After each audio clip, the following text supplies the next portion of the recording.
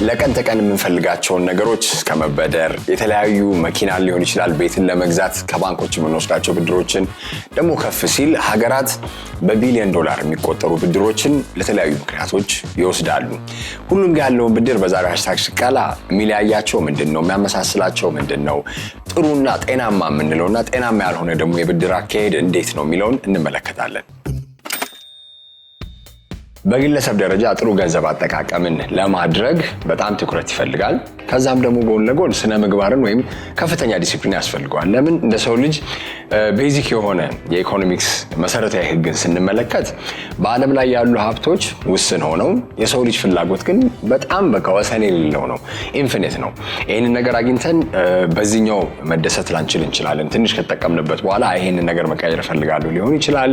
አንዳንዴ ደግሞ ያለንን ገንዘብ እንኳን አመጣጥነን መኖር አለመቻል፣ ገቢና ወጫችንን አቻችለን አለመኖርና በርካታ ነገሮችን ስንመለከት ይህንን ስናይ ታዲያ እንደ ግለሰብ ደረጃ ለተለያዩ ምክንያቶች ብድር ልንወስድ እንችላለን። አሁን በጥሩ ወይንም ጤናማ የሚባሉትን ብድሮች ብንመለከት አሁን አንደኛው አብዛኛውን ጊዜ ሰው ልጅ ህይወቱን ለማሻሻል ህይወቱን ለመቀየር ከሚያስፈልጉ ነገሮች ልበል እኛ ሀገር ላይ ብቻ እንደው አፕሪሺየት የሚያደርግ አይተም ስለሆነ መኪና ልንወስድ እንችላለን። አሁን አብዛኞቻችን እንደወጣት ዲስፖዘብል ኢንካም ወይንም የምናጠፋው ገንዘብ በጣም እየጨመረ ሲመጣ ከተለያዩ አይነት የቁጠባ ተቋማት ሊሆን ይችላል፣ ከተለያዩ ደግሞ ባንኮችም ኮላትራል ካለ እነዚህ ነገር አድርገን መኪና የመግዛት ነገር የተለመደ ሆኗል ከተማችን ውስጥ። ይህንን ነገር ግን ስናደርግ ምን ከምንን ግምት ውስጥ አስገብተን ነው ቢባል አንደኛ ወርሃዊ ደሞዛችን ወይንም ገቢያችንን ማሰብ አለብን። ሌላ ደግሞ ዋናው ነገር ንብረት እያካበትኩ ነው ወይንም የንብረት ባለቤት እየሆንኩ ስለሆነ በየጊዜው በየወሩ የምከፍለው ብር ያን ያህል እንደው ከቀን ተቀን ወይም ከወር ኑሮዬ ትንሽ ቢቆጥብም ችግር የለውም ብለን ማመን አለብን። ከዚህም ደግሞ የዘለለ ቶሎ እየከፈልነው ከመጣን ማሰብ ያለብን አንድ ወር በከፈልነው ቁጥር እንዲያውም የመኪናው ባለቤት እየሆንን እየመጣን ነው ማለት ነው። ይሄ በጤናማ መንገድ የምናስበው ነው። በጤናማ መንገድ ስናስበው ምክንያቱም ጥሩ ነው፣ ንብረት ባለቤት ለመሆን ነው እና ኑሮን ለማሻሻል ስለሆነ ይሄ የሚበረታታ አይነት ብድር ነው። አንዳንዴ ደግሞ በጣም አንዋንትድ ስፔንዲንግን ልናመጣ እንችላለን። አንዋንትድ ስፔንዲንግ ሲሆን ማለት አላስፈላጊ የሆኑ ወጪዎችን እናወጣና እጃችን ላይ ያለው ገንዘብ ሊያንስ ይችላል። እጃችን ላይ ያለው ገንዘብ ሲያንስ እንደው ከጓደኛም ሊሆን ይችላል ከቤተሰብም ሊሆን ይችላል የምናደርገው ነገር ያ በግለሰብ ደረጃ ጤናማ ያልሆነ ብድር ማለት ነው። ይሄም ለምንድን ነው ጤናማ ያልሆነው ቢባል አንድ ሰው እስቲ እንደው 10,000 ብር ደሞዝተኛ ከሆነ ወጪ ይኖረዋል፣ ኪራይ ይኖረዋል፣ ትራንስፖርት ይኖረዋል፣ እነዚህ ነገሮች አሉት። ከዛ ላይ ግን መልሶ ቢወስድና ብድር ቢወስድ ለሚቀጥለው ወር የሚኖረው ነገር የሚሸጋገርበት ምን ይኖራል? ኔጌቲቭ ሳይክል ይፈጥራል ማለት ነው። ወይንም አሉታዊ ተጽዕኖ የሚመጡት ወራት ላይ ያስከትልበታል። ይሄንን ከማሰብ እና ከማገናዘብ አንጻር ባለን የገንዘብ መጠን ውስጥ ለመኖር መቻል ይኖርብናል ማለት ነው።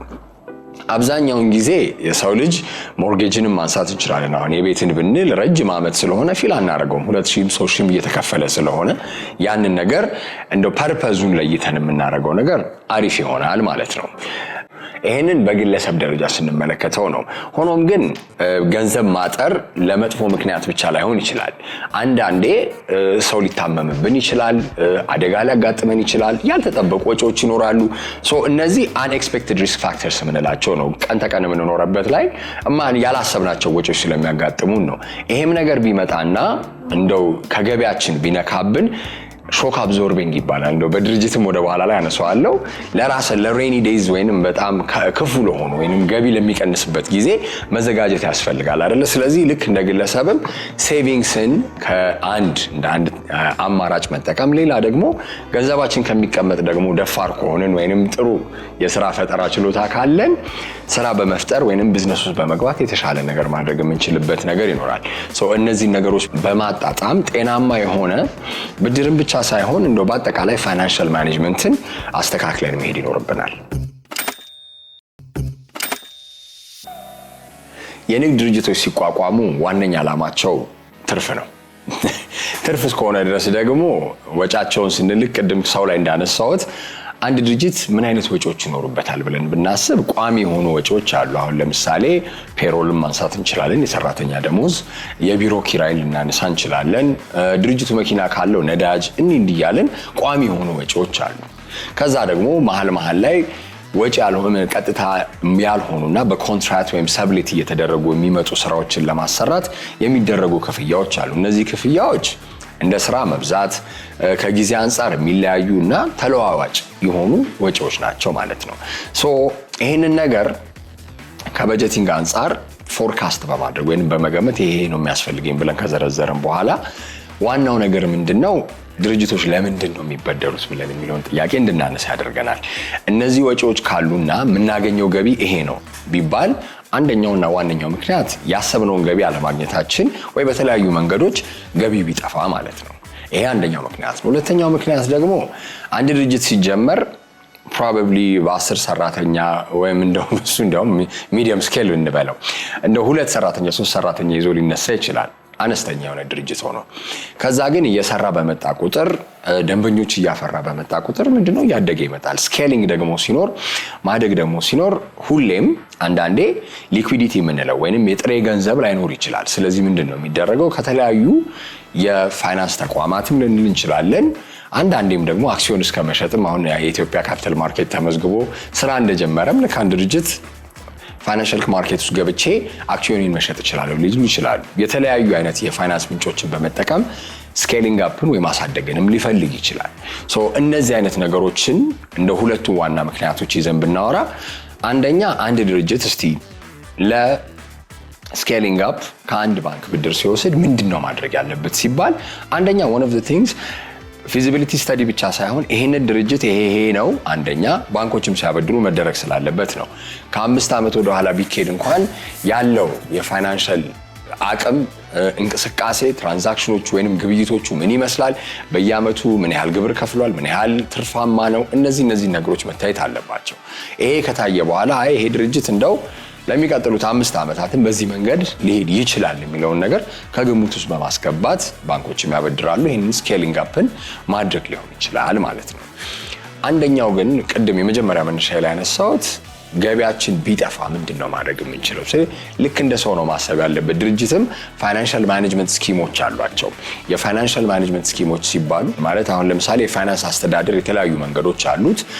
ከቡክኪፒንግም አንፃር ወጪዎችን ከመቀነስ አንፃር ወይም የተለያዩ የማስታወቂያ ስራዎችንም በማምጣት ወይንም በመስራት ተጨማሪ ገቢ ለማስመዝገብ መሞከር ነው። ድርጅቶች ግን አብዛኛውን ጊዜ እንደው በተወሰነ ጊዜ አንስቼዋለሁ አንድ ድርጅት ዛሬ አንድ 10 ድርጅቶች ዛሬ ቢከፈቱ በሚቀጥሉት 5 ዓመታት ወደ 3 ይዘጋሉ። 10 ዓመቱ ላይ ደግሞ 5 ይጨመርና 3ቱ ብቻ ናቸው በ10 ዓመት መጨረሻ ላይ ቀጣይነታቸውን ይዘው የሚቀጥሉት። ይሄ ዋናው ነገር ምንድነው? ፕሮፐር የሆነ ፋይናንሻል ማኔጅመንት አለመኖር እንደ ትልቅ ምክንያት የሚነሳበት ነው።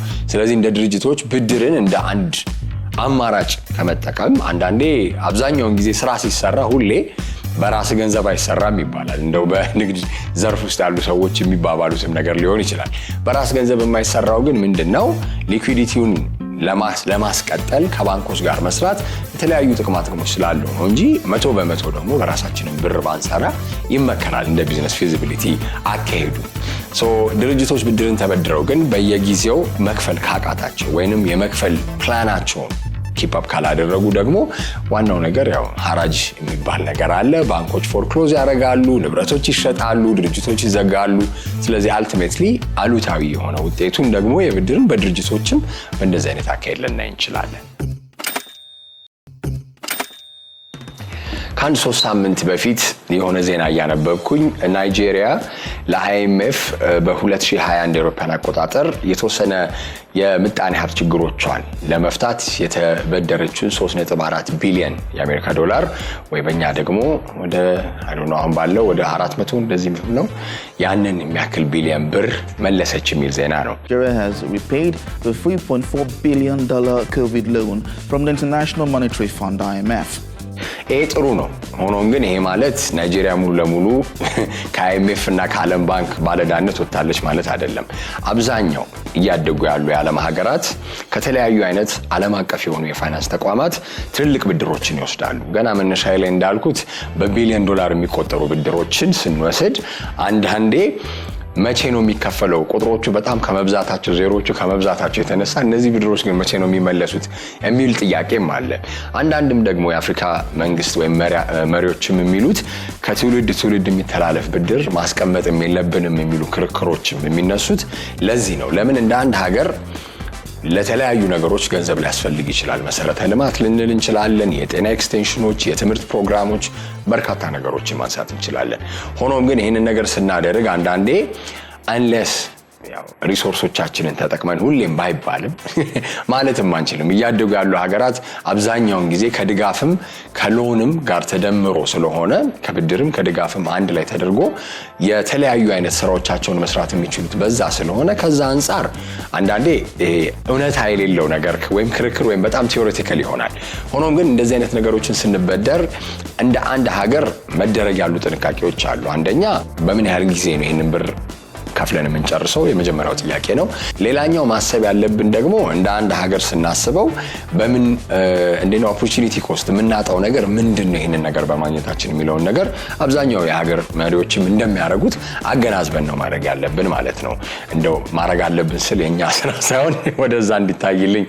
ሆኖም ግን አንድ ሀገር የኢኮኖሚ ወይም የምጣኔ ሀብት ጤናማነቷ ግን የሚታወቀው ብድር በጣም ስላለባት ብቻ ሳይሆን የሚሰራ ኢኮኖሚ እስካለ ድረስ ምጣኔ ሀብቱ እስካለ ድረስ እያደገ ከሆነ አብሶ ማይኒንግ ላይ ካለ አንዳንድ ሴክተሮች አሉ። አሁን ማኒፋክቸሪንግን ማንሳት እንችላለን፣ ማይኒንግ ላይ እነዚህ ነገሮች ካሉ የመመለስ እድሏ በጣም ትልቅ ነው። ለምን አሁን ኤክስፖርት ወይንም የወጪ ንግድ መጠኗ ከገቢ ንግድ መጠኗ የሚበልጥ ሀገር ብትበደር ችግር የለውም። ለምን ወዲያው በአንድ አመት ውስጥ አሁን አንዳንዴ በአንድ አመት ውስጥ የኤክስፖርት ቮሊዩም ወይንም የወጪ ንግድ መጠኑ በጣም ከፍተኛ ከሆነ እዛው ባለው ወጪውን ወይንም ብድሩን እያቻቻሉ የመምጣት ሰፊ እድል አላቸው ሀገራት ማለት ነው። ከዚህም ጎን ለጎን ደግሞ ውስጥም ሀገር ውስጥም ያሉ እንቅስቃሴዎች፣ ግብይቶች፣ ጠቅላላ የሀገር ውስጥ ምርቶች ምን ይመስላሉ የሚለውን ነገር ስንመለከት ይሄም ነገር ደግሞ አዎንታዊ ምላሽ ያለው ከሆነ ብንበደር ችግር የለውም ማለት ነው።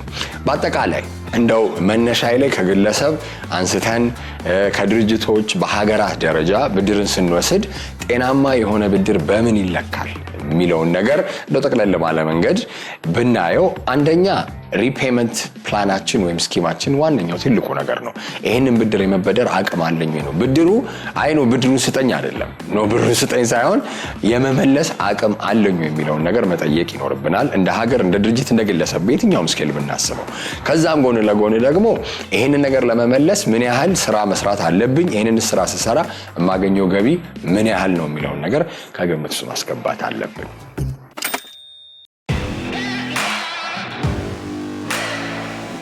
በዛሬው ድክድክ በሀገራችን ውስጥ ካሉ ስራ ፈጣሪዎች መካከል የተለያዩ ባህላዊ አልባሳትን ከዲዛይን ጋር አብራ ከምትሰራ አንድ ስራ ፈጣሪ ጋር ቆይታ ይኖረኛል። ሰላም፣ እንዴት ነው? መጀመሪያ እስቲ ስምሽን አስተዋውቂ፣ የልብስሽን ብራንድ አስተዋውቂ። ስሜ ነፃነት አጠቃ እባላለሁ። የመጣሁት ከባህር ዳር ነው። የምሰራው በባህል አልባሳት ፊኒሺንጉን አጠናቀቄ ነው የምሰራው። መጀመሪያ መሸመን፣ መፈብረክ፣ የጨርቃ ጨርቅ ውጤቶችን ማጠናቀቅና አልባሳትንም ጨምሮ በአሁኑ አመት ጀምረናል ማለት ነውና ዛሬ የምንገናኘው እንግዲህ የፋይናንስ ፎረም ላይ ነው። ለየት ያለ ፓርትነርሺፕ አለ። እስቲ አጋርነታችሁ ምን ይመስላል? ከምን እንዴት ነው የምትሰሩት? ያው አጋርነታችን አዲስ የመጣ ነው ክፍያ ፕሮጀክት። ሲስተሙ በጣም ጥሩ ነው። በተለይ ደግሞ ለጀማሪዎች የትንሂድ ቤተሰብ ምን ከሚባለው ይልቅ እነሱ የተሻለ ራሳቸውን በመታወቂያም ሆነ በንግድ ፈቃዳቸው አውጥተው መስራት ይጀምራሉ። ወደፊት ደግሞ ሲስተሙ እድል አለው እንደሚያሳድግና እዚህ ጋር የሚያሳየው ምንድነው ያለ ኮላተራል ብድር ማግኘት ከባድ ነው። ያም ሆኖ ግን ይሄንን ችግር ለመፍታት ያው ክፍያ የሚባል ፕሮጀክት በሱ በኩል ተካትቼ እየሰራሁኝ ነው። አጋጣሚ ትንሽ ቻሌንጅ ነበር። አማራ ክልል እንደምናውቀው ወቅታዊ ችግር ስለነበረ የሆነ ሰዓት የምከፍለውና ማቴሪያል ማቀርብበት ባጣው ሰዓት ነበር ድርጅቱ ብድር ሰጥቶኝ ስራዬ እንዲቀጥል አድርጓል። ገንዘቡ ሚኒመም ትንሽ ነው። ወደፊት እኔም ጥያቄን እያቀረብኩ ነው እንዲያድግ ስኬል አፕ ለማድረግ ስኬሉ ማለት ነው። ካለኝ ስራዬን ትልልቅ እንትኖች ኃላፊዎችንም አግኝቼ እያወራቸው ነበረ። ስራዬን ማሳደግ እፈልጋለሁ። እኔ እስከ ፋብሪካ ድረስ እንዲሄድ እፈልጋለሁ። በአሁኑ ሰዓት የኔ ድርጅት 29 ሰራተኞች አሉት። በጣም ጎበዝ። እሺ ከ9 ደግሞ ሽመና የሚሰሩት በሳምንት ነው ደሞዛቸው፣ በወር አይደለም። እና በወር እስከ 350 ሺህ ብር ድረስ ደሞዝ እከፍላለሁ ከነ ማቴሪያሎቹ። የሱቅ ኪራይ የማኔጀር 20 ሺህ ብር፣ የሱቅ ኪራይ ደግሞ 20 ሺህ፣ በድምሩ እነዚህ አቅላሚዎቹ፣ ዲዛይነሮቹ፣ ሌሎች ተጨማምረው ወደ 60 ሺህ ብር ወራዊ ክፍያ እከፍላለሁ ማለት ነው። አማን እስቲ እንደዚህ አይነት ነገሮች አሁን ባህላዊ አልባሳት በተለያዩ ስራዎች ይሰራሉ፣ የተለያዩ ቦታዎች ይሰራሉ። ከባህር ዳር ተነስተሽ እዚህ ድረስ መጥተሽ ይሄንን እድል እንዴት አገኘሽ? ያለው ነገር ጥሩ ነው። አንደኛ ሰው ጋር ልምድም ይዳብራል፣ ብዙ ሰዎችን ታገኛለህ። የተለያየ ኢንፎርሜሽኖችን ባገኘ ቁጥር አንተ ልምድህን እያዳበርክና ለማስታወቂያውም ያለህን ክህሎትና ለስራ ደግሞ አዲስ ነገሮችን ይዘህ ትሄዳለህ። ጥሩ ነው። ለዛ ነው ቻሌንጅ ቅድም አንስተሻል። እስቲ ምን አይነት ችግሮች አሉ? አሁን የባህላዊ አልባሳት ላይ ብቻ ሳይሆን በአጠቃላይ ንግድ ስራ እንቅስቃሴ ነው። ንግድ ስራ ላይ እንደሚታወቀው እዚህኛ ሀገራችን ላይ በሁሉም ቦታ ፈታኙ ፋይናንስ ነው። እንደገና ደግሞ ለስራው ደግሞ ብቁ ሆኖ አለመገኘትና ጥራቱን የጠበቀ ምርት አለማቅረብ ለደንበኛው እሱ ትልቁ ችግር ነው። እና የኔ ድርጅት ዋናው ዓላማው የተሻለ ሰርቶ በማህበረሰቡ ተወዳጅነትን ማግኘትና ተፈላጊነቱ ደግሞ ከፍ እንዲል ይሰራል ማድረግ ነው። በጣም አሪፍ። እስቲ የባህል አልባሳት ላይ ሁሌ የሚነሳ ነገር አለ። እንዲያውም አሁን በጣም ውድ እየሆነ ነው። እዚሁ ሀገር ውስጥ ተሰርቶ እዚሁ ሀገር ላይ ተመርቶ እንዴት ይሄን ያህል ብር ይከፈልበታል የሚሉ ነገሮች አሉ። እሱን ነገር እንዴት ነው አንቺ አጣጥበሽ ጥሩ ኳሊቲንም ይዘሽ ቆንጆ ገንዘብም አንቺም ትርፍ ማትረፍ አለብሽ አይደል? ያን ነገር እንዴት አጣጥበሽ? እንግዲህ ቦሌ አካባቢ እንደሆነ እኔ ቦሌ ላይ አንድ ቀሚስ ስጠይቅ የኔ ቀሚስ 10 ቀሚስ ነው በአንድ ቀሚስ አይደለ? ወደ ባህር ዳር ወደኛ ድርጅት ይምጡላል አይደለ? የእናንተ ዋጋ እንዴት ነው? ከአዲስ አበባ አንፃር የኛ ነፃ ነው ማለት ይቻላል አይደለ? እኛ ተመጣጣኝ ነው። እኛ ማቴሪያሎች እዚህ ነው የምንወስደው። በጣም በጭማሪ ነው የሚመጣልን። በአሁኑ ሰዓት እንደሚታወቀው በአውሮፕላን በምን ስለሚመጣ በየጊዜው ወቅቱን ያልጠበቀ ጭማሪ ይመጣል። ግን ያን ሁሉ ተቋቁመን እኛ የተጋነነ እንደውም በአሁኑ ሰዓት በጣም የሀበሻ ልብስ ዝቅ ብሎ የሚሰራበት ምክንያቱም እኛ ሁሉም ሰው ወዶት እንዲለብሰውና የሀገራችን ልብስ ወደፊት ለባህል ብቻ ሳይሆን የስራ ልብስ ሆኖ እንዲለበስ እኔ ጥረት አደርጋለሁ ማለት ነው። እስቲ የወንድ የሴት የልጆች እንዴት ነው ዲዛይን ዋይዝ ምን ያህል ጊዜ ይፈጅባቸዋል ለመስራት አንድ ቆንጆ የሚባል?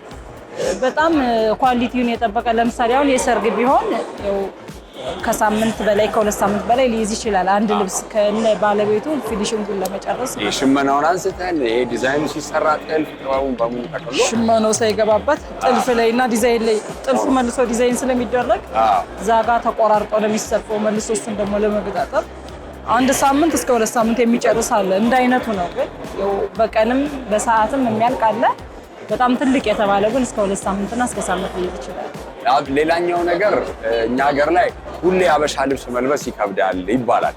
አንዳንድ ደግሞ አዳዲስ ዲዛይነሮች አሉ በዘመናዊ መንገድ እያመጡ አሉ።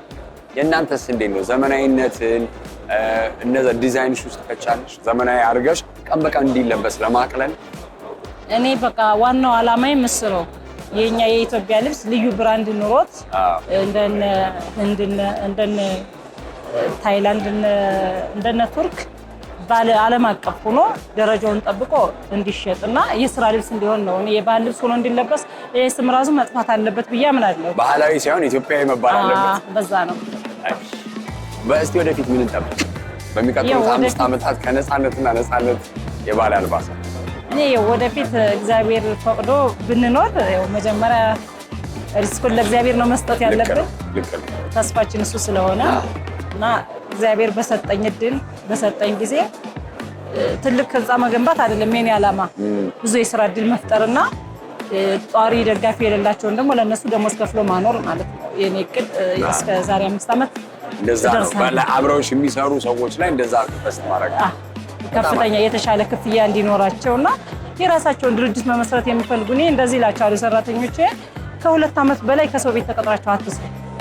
በቃ ያገኛችሁትን ሴቭ አድርጉና በትንሹ የራሳችሁን ጀምሩ። አንደኛ እዚህ ጋር እድል ስትለቁ ለሌሎቹ እድል ይሆናል። እድል እየተለቀቀ እየተሸጋሸገ ይሄዳል። ሲቀጥል እናንተም ደግሞ ወጣችሁ የስራ እድል ስለምትፈጥሩ ጥሩ ሁሉም የገቢ ምንጭ ስለሚኖረው ባይዘው ምርታችንም ለመሸጥ ለኛ ጥሩ ነው። ሰው የገቢ ምንጭ ቢኖረው መልካም ነው። በጣም አመሰግናለሁ ነፃነት፣ በቆይታችን መልካም ይስራ። እሺ አመሰግናለሁ። የዛሬው አስተያየት ቀላይ ይመስል ነበር። አስተያየትና መልከታዎቻችሁን በ8228 ላኩልን። በሚቀጥለው ሳምንት እንገናኝ። መልካም ጊዜ